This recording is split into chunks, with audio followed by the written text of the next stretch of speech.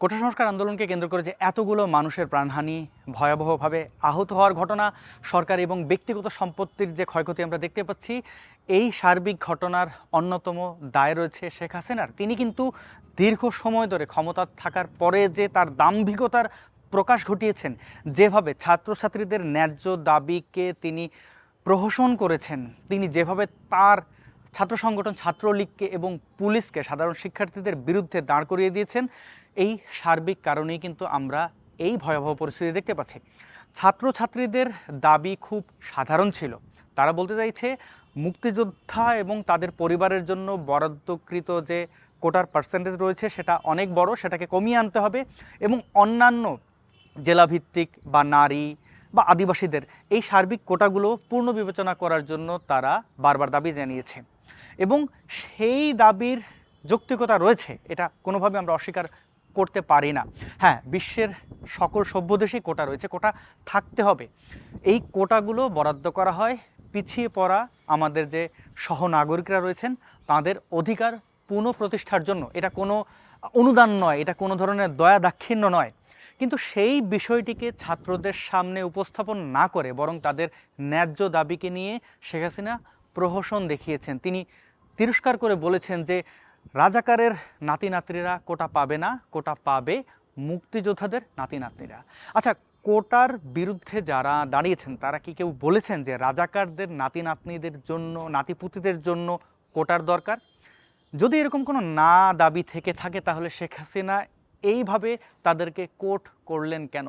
আবার আন্দোলনকারীরাই বা কেন শেখ হাসিনার এই উদ্ধৃতিকে রাজাকার বলা হয়েছে তাদেরকে এটা মনে করে নিল? উভয় পক্ষেরই আসলে কান নিয়েছে চিলের পেছনে ছোটার মতো একটি অবস্থা। আমরা দেখতে পেয়েছি সংবাদ সম্মেলনে শেখ হাসিনা তার চাটুকার সাংবাদিকদের সুরসুরিকে প্রশ্রয় দিয়ে এই ধরনের বেফাঁস মন্তব্য করেছেন।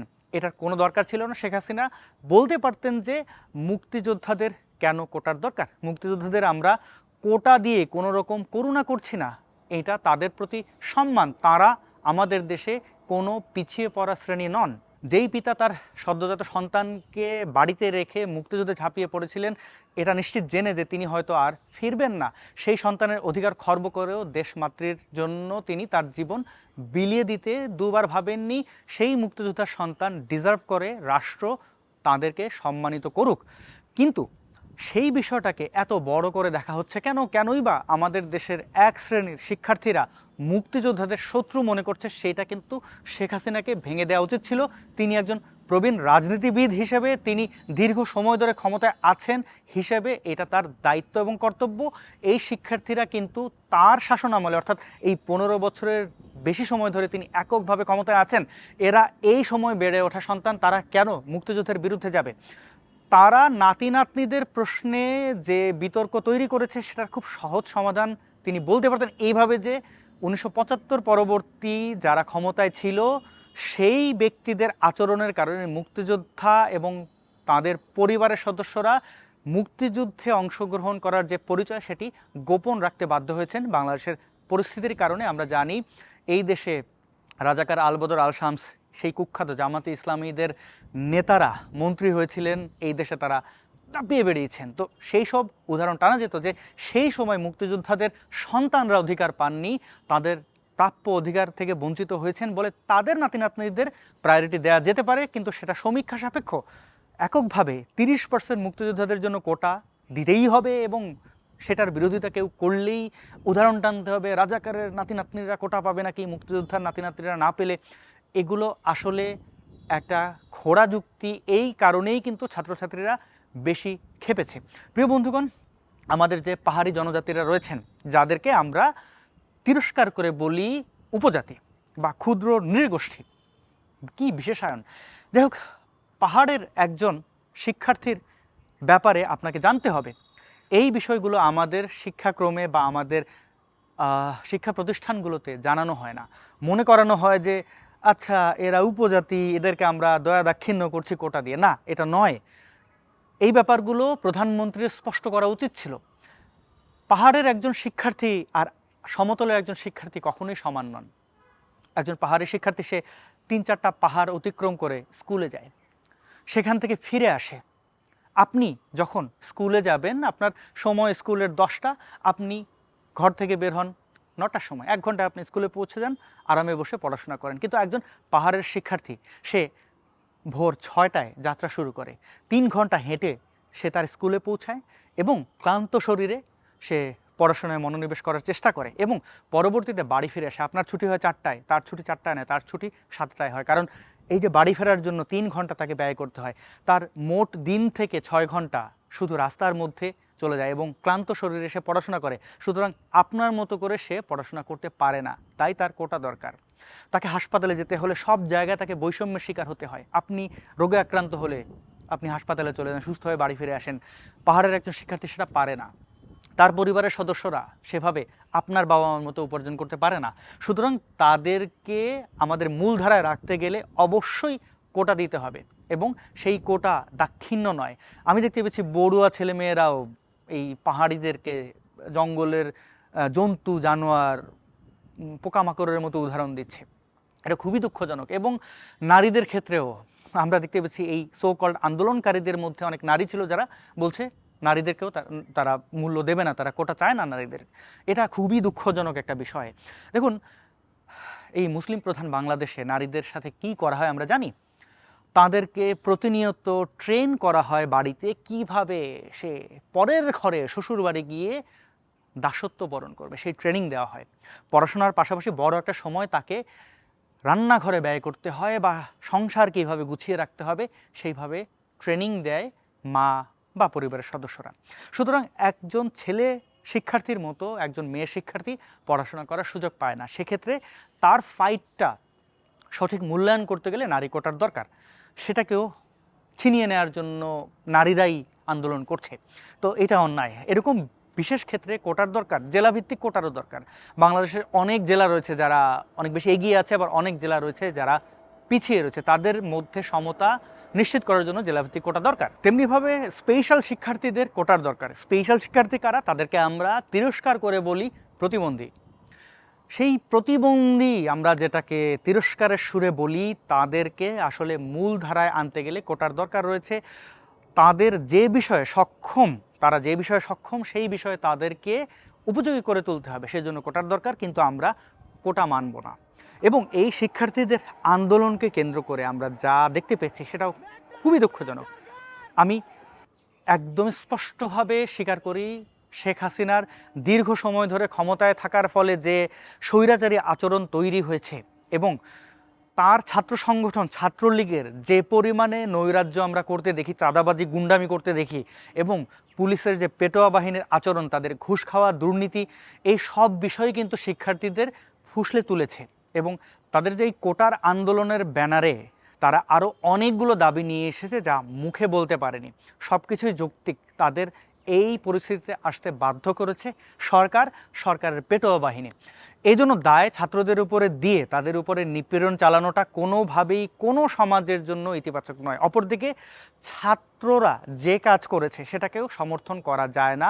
পুলিশ, ছাত্রলীগ এবং ছাত্রদের যে নৃশংসতা, সেটা আসলে কম্পেয়ার করাটা খুব কঠিন হয়ে দাঁড়িয়েছে। কারণ একের পর এক আমাদের দেখতে হয়েছে ছাত্রদের পক্ষ থেকে অছাত্র সুলভ আচরণ করতে। তারা জ্বালাও পোড়াও, ভাঙচুর, এমনকি ছাত্রলীগ নেতাদের পেটানো এবং পুলিশের উপরে নির্যাতন চালানো, সব কিছুই তারা করেছে, যেমনটা ছাত্রলীগ এবং পুলিশ সাধারণ ছাত্রদের উপর করেছে।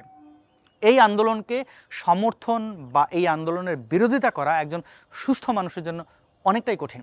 আমার অনেক প্রগতিশীল বন্ধুরা আমাকে তিরস্কার করেছেন এই বলে যে আমি ছাত্রদের এই আন্দোলনে নাকি সমর্থন জানাইনি। আমাকে অনেকেই অনেক ধরনের ট্যাগ দিয়েছেন। আমি আসলে এই বিষয়ে কিছু জিনিস স্পষ্ট করতে চাই, আমার সাথে হয়তো অনেকের মিলবে বা অনেকেরই মিলবে না। প্রিয় বন্ধুগণ, আপনি যখন দেখবেন আপনাদের যে আইডল আবু সাঈদের মতো শিক্ষার্থী বুক পেতে দিচ্ছে ন্যায্য আন্দোলনের জন্য, সেটাকে আপনি সমর্থন করবেন। আমার সেই আন্দোলনে বুক পেতে দেওয়াকে সমর্থন করতে কোনো অসুবিধা নেই, কিন্তু ব্যক্তি আবু সাঈদ কে, তার উদ্দেশ্য কী, সেটা আমাকে বুঝতে হবে। আপনি যদি শহীদ হওয়ার জন্যই কোথাও যান, বুক পেতে দেন এবং সেটাকে আমি বগল বাজিয়ে সমর্থন করতেই হবে, না করলে আমি খারাপ হয়ে যাব, আমি আসলে প্রগতিশীল না, আমি সরকারের দালাল হয়ে যাব, এই ধারণা বোধহয় ঠিক নয়। আবু সাঈদ মনে প্রাণে বিশ্বাস করে বাংলাদেশের জাতীয় সঙ্গীত সমস্বরে গাওয়াটা কোনো যৌক্তিকতা নেই। আবু সাইদ বিশ্বাস করে যে পয়লা বৈশাখ বা বাঙালির কৃষ্টি কালচার এটা আসলে অর্থহীন, এগুলোর কোনো দরকার নেই। আবু সাইদ মনে করে তার আইডল হচ্ছে কুখ্যাত রাজাকার দেলোয়ার হোসেন সাঈদী। আবু সাইদ কুখ্যাত জঙ্গি, স্বঘোষিত জঙ্গি এবং জঙ্গিবাদের অপরাধে জেল খাটা ব্যক্তি এই যে হারুন ইজহার, তাকে সে আইডল মনে করে। এইরকম একজন ব্যক্তি যে কিনা জঙ্গিবাদীদের কাছ থেকে ব্রেন ওয়াশ হয়ে সে তার জীবনকে তুচ্ছ তাচ্ছিল্য করে যে কোনো জায়গায় বিলিয়ে দিতে পারে, তাদের মতো ছাত্রদের সমর্থন করার আগে আমাকে ভাবতে হবে। ছাত্রদের পক্ষ থেকে মেট্রো স্টেশন পুড়িয়ে দেওয়া, ফ্লাইওভার পুড়িয়ে দেওয়া, সরকারি সম্পত্তি নষ্ট করার মতো সিদ্ধান্ত যখন নিতে দেখি, তারা সুযোগে পেয়ে পুলিশ সদস্যকে নির্মমভাবে খুঁচিয়ে খুঁচিয়ে মারার মতো ঘটনা যখন তাদের ঘটাতে দেখি, তাদেরকে প্রতিপক্ষ হিসেবে দেখা ছাত্রলীগের নেতাদেরকে বিল্ডিং থেকে ফেলে দিয়ে হত্যা করার চেষ্টা করতে যখন দেখি, তখন তাদের মধ্যে সন্ত্রাসী পুলিশ এবং ছাত্রলীগদের মধ্যে পার্থক্য দেখি না, আমাকে তখন থামতে হয়। আলু পোড়া খাওয়ার মতো অ্যাক্টিভিস্ট আমি নই। অর্থাৎ সরকারের সাথে আমার বহু জায়গায় বিরোধ রয়েছে। যারা আমাকে সরকারের দালাল বলে ট্যাগ দিচ্ছেন, তারা আমার সাথে আপনার ক্ষতিগ্রস্ত হওয়ার বিষয়গুলো মিলিয়ে দেখবেন। এই আওয়ামী লীগের কারণে আমাকে পাসপোর্ট হারাতে হয়েছে।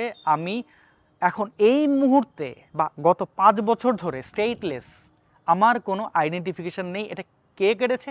আওয়ামী লীগ সরকার। কার সাজেশনে?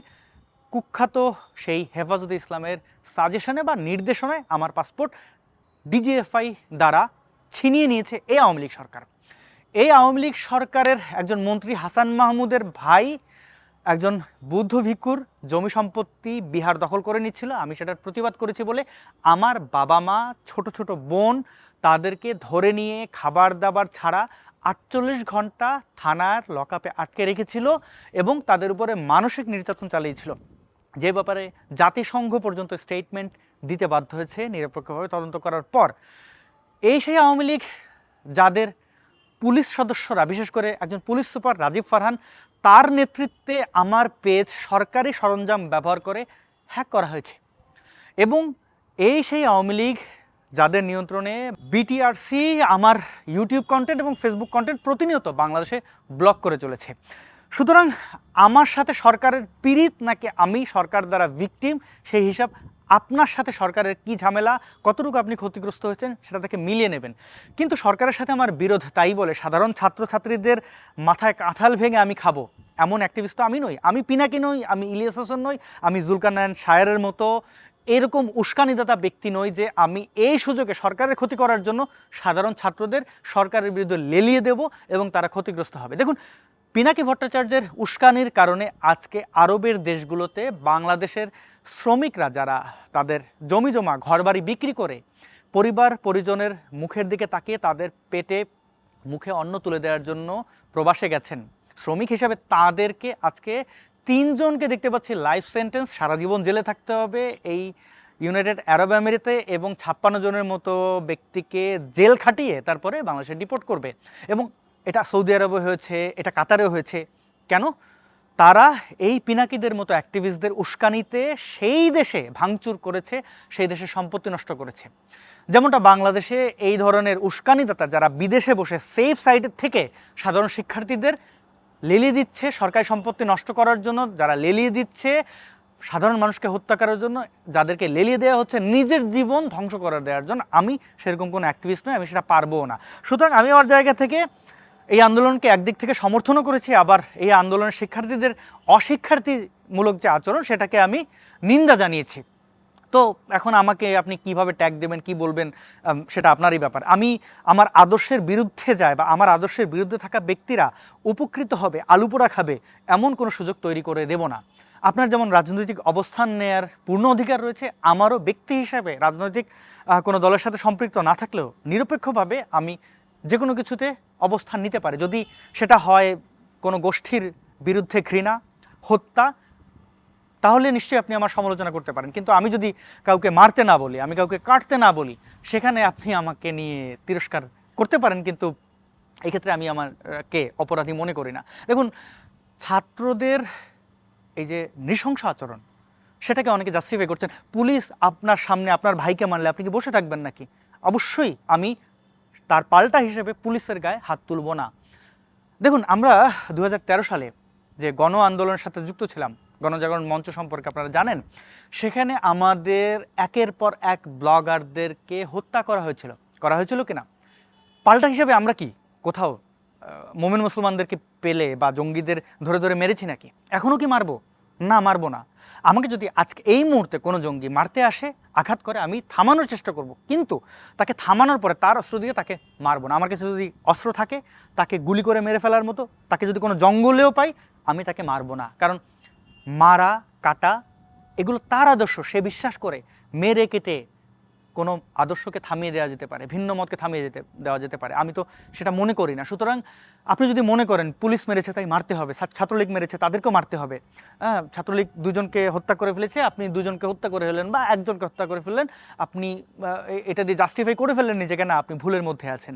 এই ধরনের নৃশংস আচরণ কোনোভাবেই কোনো ইতিবাচক বার্তা দেবে না। এইবার যারা সবচেয়ে বেশি এই পুরো বিষয়টাতে ক্ষতিগ্রস্ত হয়েছেন বলে মনে করছেন, তারা কারা? সরকার ফেলে দেয়া পক্ষ। অনেকেই মুড়িচিরা নিয়ে বসেছিলেন, এইবার তো সরকার পড়েই গেছে, পিনাকি প্রধানমন্ত্রী হবে এরকম স্বপ্ন আর কি অনেকেই দেখেছেন। প্রধানমন্ত্রী হওয়ার, মন্ত্রী হওয়ার, এমপি হওয়ার, এলাকার চেয়ারম্যান হওয়ার, আওয়ামী লীগের লোকজনদের ঘরবাড়ি কে কোনটা দখল করবে, এরকম বহু চিন্তাভাবনা যাদের ছিল, তাদের ব্যাপারে কি বলি? মানে একটা জিনিস খাইতে পারবেন না, মা খাইছেন কেন? আমি তো জানি এই আন্দোলন দ্বারা সরকার ফেলা যাবে না, এবং আপনি একটা নির্দিষ্ট আন্দোলন থেকে সরকার ফেলে দেওয়ার দিকে ধাবিত হবেন, এটাও তো আসলে নৈতিক না। আপনি বলে কয়ে করেন, আপনার সামনেই তো এই যে সরকারি চাকরিতে কোটা তুলে দিয়ে যারা চাকরি পেতে চায়, তারা কি করবে চাকরি পাওয়ার পরে? তাদের অতীতে যারা পেয়েছে তারা কি করেছে? সমানে দুর্নীতি করছে। সরকারি চাকরি সিকিওর হচ্ছে দুর্নীতিবাজদের জন্য। তারা জানে যাই দুর্নীতি, যাই চুরি করি না কেন, চাকরি যাবে না। তো সেই ব্যক্তিদের আন্দোলন, সেটা আবার সরকার ফেলে দেওয়ার মতো জায়গায় যাবে। সরকার ফেলে দেওয়ার যে নাইটমেয়ার, যারা বিভোর ছিলেন, আমেরিকা চুপ কেন বলতে পারেন? আমি জানি এই আন্দোলন থেকে সরকার পড়বে না, তাহলে আমি কেন সরকারের বিরুদ্ধে এই ছাত্রদের উস্কে দেব এবং ছাত্ররা মারা যাবে? আপনি ভালো না বাসলেও আমি ছাত্রদের ভালোবাসি। সব কিছুর একটা মাত্রা থাকে, অতি বিপ্লব কখনোই ভালো কিছু বয়ে আনে না। এখন পর্যন্ত বাংলাদেশে ইন্টারনেট নেই, খুব দ্রুত ইন্টারনেট ফিরে আসবে। সেনাবাহিনী মাঠে আছে, তারা কোনো ধরনের নিরীহ মানুষদের উপরে অত্যাচার চালাবে না, সেটা আমি বিশ্বাস করতে চাই। আমি বিশ্বাস করতে চাই এই পরিস্থিতি শান্ত হবে। আমি বিশ্বাস করতে চাই সরকার যে লাগামহীন দুর্নীতি করছে এবং তাদের ক্ষমতার যে অপব্যবহার করেই যাচ্ছে, সেগুলোতে তারা একটু ফিরে তাকাবে, যে অন্যায় এত বেশি করে ফেললে কোনোভাবেই তাদেরকে এই মাটি আশ্রয় দেবে না, এবং প্রতিটি অন্যায় তাদের বন্ধ করে মানুষের জন্য যেটা উপকারী সেটা করুক। তারা আসলে এইভাবে ক্ষমতা জোর করে ধরে না রেখে সুষ্ঠু একটা নির্বাচন দিক, মানুষের অধিকার ফিরিয়ে দিক। সরকার অবশ্যই এই ছাত্রদেরকে গণহারে গ্রেপ্তার না করুক, যারা সরাসরিভাবে অগ্নিসংযোগ ভাঙচুরের সাথে যুক্ত ছিল তাদেরকে শাস্তির আওতায় অবশ্যই আনা উচিত, আনবে, কিন্তু সাধারণ কোনো শিক্ষার্থীদের জন্য ক্ষতি না করে। এবং এই আন্দোলনকে দমিয়ে দেওয়ার জন্য শুরু যেভাবে করেছে, মাঝখানে যেভাবে রেখেছে, এখন আমাদের কাছে সেরকম কোনো তথ্য নেই, যেহেতু বাংলাদেশে ইন্টারনেট নেই। পরবর্তীতে জানতে পারবো যে কীভাবে দমন পীড়ন চালিয়েছে।